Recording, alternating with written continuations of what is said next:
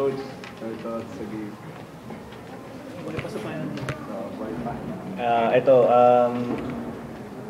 Buhay pa sa Final Four, kailangan lang namin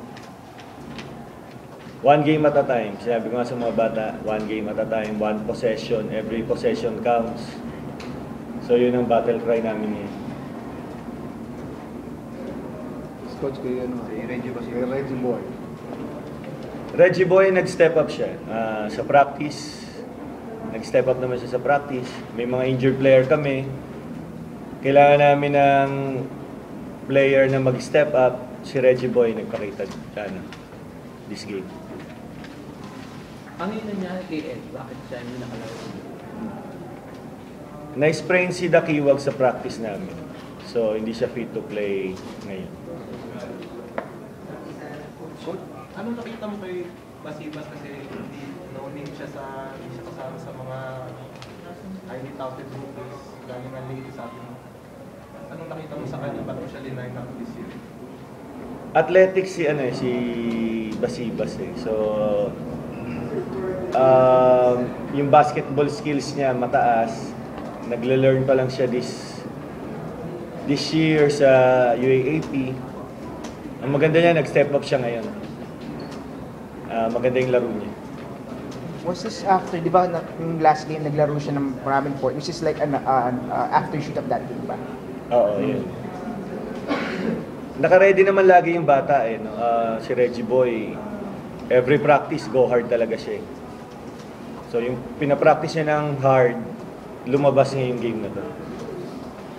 Coach, may laban pa kayo sa Final Four, kaya lang may dalawang player kayong injured. May timeline mo kung kailan sila makakabalik?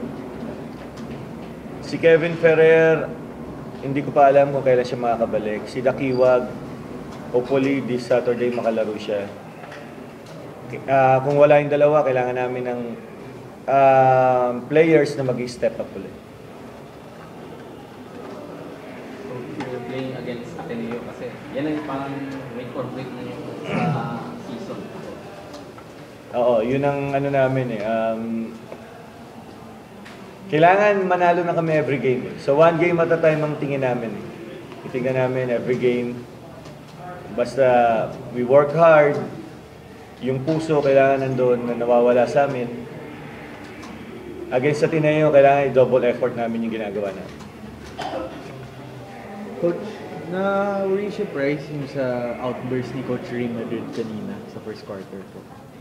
Nagulat din ako sa ano niya, sa ayun, yung pagreklamo niya sa referee. Your thoughts on on Renzo kasi si Jamil medyo foul trouble during for most of the game. Ano yung thoughts mo kay Renzo? Kinausap ko si Renzo nung na-foul out si Sheriff. Sabi ko kay Renzo, kailangan mag-step up ka. Kailangan maging leader ka dito, ikaw ang magiging point guard sa huli. Were you pleased with his performance? Yes, maganda yung game niya. Nadala niya yung team. Coach, isa kayo sa team na nakadikit sa Ateneo. Ano kaya naging magandang ginawa niyo na dapat niyo pang gawin sa Ateneo sa Nag-practice kasi kami nung before ng game namin sa Ateneo. Talagang hard work yung mga bata, determined to win. So yun ang kailangan namin gawin ulit. Kailangan determinado kaming manalo against them.